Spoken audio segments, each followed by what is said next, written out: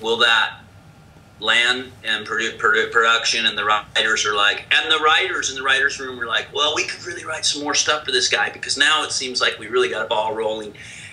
So there was a decision made and then an appeal against it from people much higher on the pay grade than me.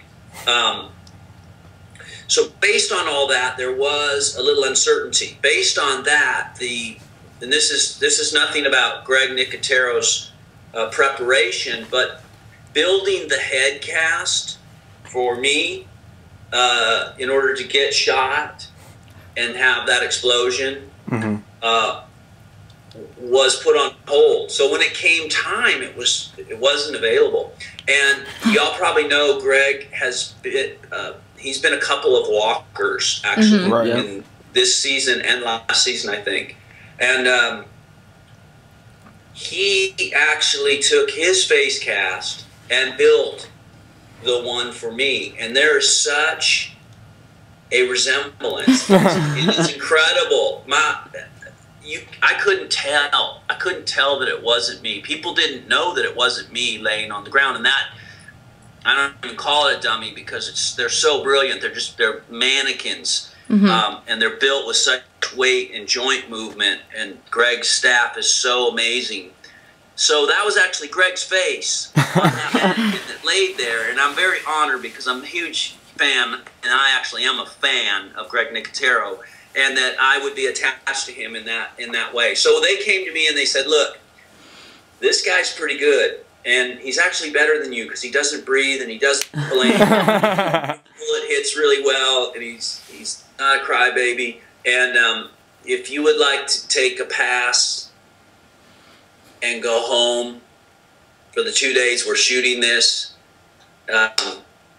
thank you." And so that wasn't me during any of the bullet fight scenes, just the original bullet to the head, and the rest was that actor that was the mannequin with Greg Nicotero's face that looked just like me. That guy gets a hand. That guy, he's better than I am.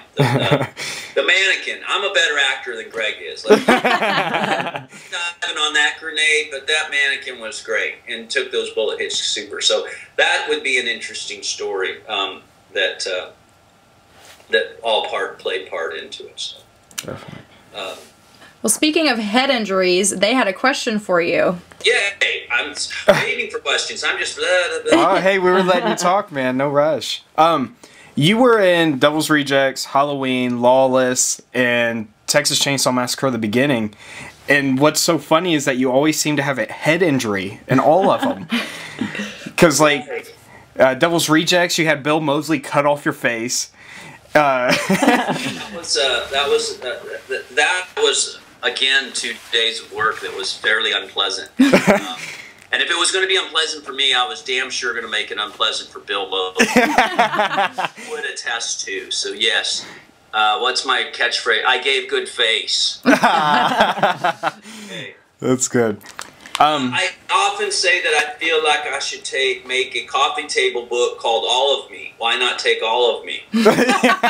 So many body parts. Texas Chainsaw Massacre, absolutely. Arlie Ermy in the car with me. You stay put. I'll let you know if I need you. Sheriff, we got a problem. What's that? Yeah, you're about to lose your head. Yeah. Again, that was a delight because I adore Arlie Ermy. And oh, yeah. We all do, and we love him in that role. I'm actually the original Sheriff Hoyt. He took my uniform. Yep. Right. I'm the original. I couldn't get Jonathan Liebsman to understand that. He was Sheriff Winston, but it's Hoyt. I was Hoyt.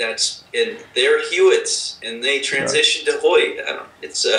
There's some debate. We should set up a college degree on the Hoyt or Hewitt.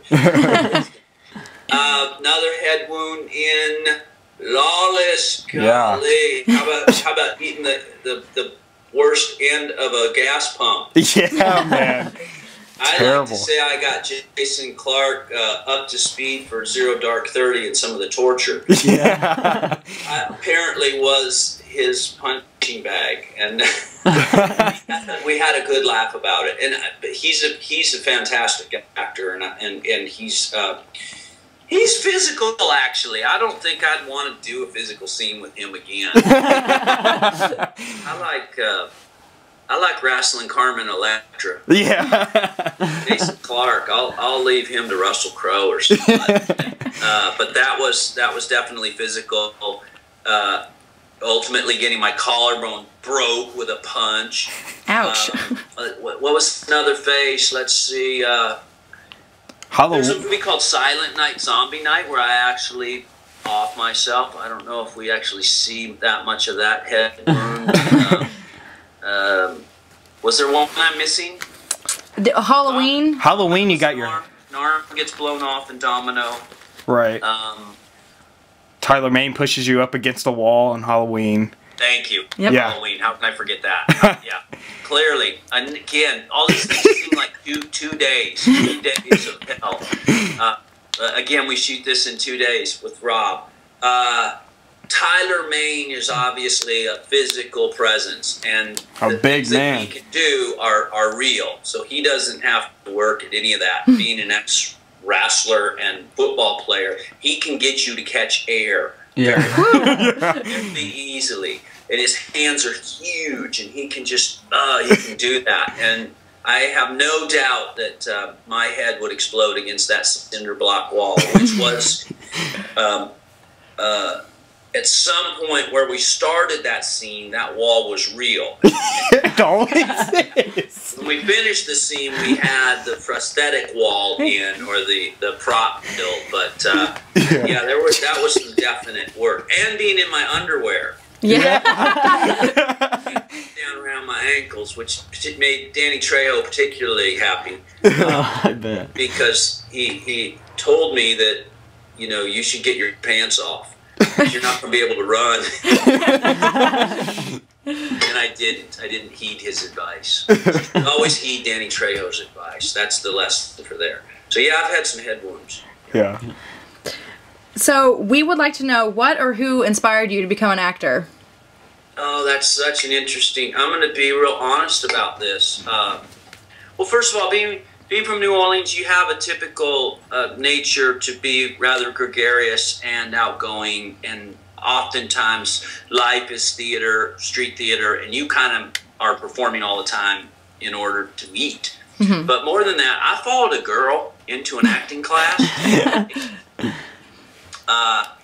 and I don't know if I ever got a date with her, but I got bit with the bug. That was in Houston, Texas, and then I went up to New York and to Brooklyn College to follow up with the suit. But I will say this: as inspiration goes, as an actor, it was always Paul Newman. It was things like HUD and Cool Hand Luke and The Verdict, and I just thought that he was such a presence and had such a connection with the way I was feeling. That's what I wanted to do, was be able to connect with the audience and telling the story. And it was just a thrill always for me to see him. And I'm nothing like him, nor will I ever be, because he's the leading man type. But I recognize people around him. After I got down the road a little bit, maybe somebody that I connect more with might be someone like Warren Oates, for instance, kind of a Southern character guy that had a real presence, and I feel like we have similar qualities and traits. And then oftentimes I feel like I'm snowboarding in John Hawk's trail. Yeah. Times along the back of the way in present time. But I suppose Paul Newman is my hero. Yeah. If Johnny Bench is my baseball hero, then yeah, Paul Newman would be my acting hero. That's awesome. Y'all even know who Paul Newman is? Yes. Yes. See, this group of three youngsters is I got Paul Nano. I've got Paul Walker in the middle, and Paul, Paul Williams over here. So, but no, Paul Newman was a very cool guy with beautiful eyes. It's not Matthew McConaughey. It's Paul Newman. Well, speaking of baseball, we know that you worked in baseball and was a scout at one point. How did you go from baseball to acting, and then are you still involved with baseball today? I'm involved with baseball like everybody. And again, we talk about fan. I am a huge baseball fan. So I spend starting in about, I'll give myself 3 weeks. So the spring training, which is starting now, all the teams are out in Florida or Arizona, and they're tuning it up. I will start my devotion. My spring and summer will be captivated with the season. Much to the despair of those people who want to contact me. That's why visiting with you right now is perfect. Otherwise, if it was baseball season, you'd have to come to a ballpark. I played since I was a little boy. I played since I was 6 years old, and I was a baseball player, and I loved it. And it was something that just caught my passion, and I played all the way through high school, went into college, got a college scholarship, played in college, then went out and played in the minor leagues, drafted with the Seattle Mariners, traded to the Houston Astros. At the end of my playing career as a minor leaguer, I was offered a job by the Astros to scout and coach in the minor leagues, and then ultimately get groomed for an executive position, in other words, to run a team. And I feel like today I would be a general manager of a Major League Baseball team because I would like to think that I had the skills and an understanding of the game to kind of, the acumen to be able to connect at that level and run a team. And then again, I followed this girl, and that got spun. I was actually working for the Houston Astros at the time as a scout. I was actually the assistant director of minor league scouting, and I opted to walk away from that career ultimately. I actually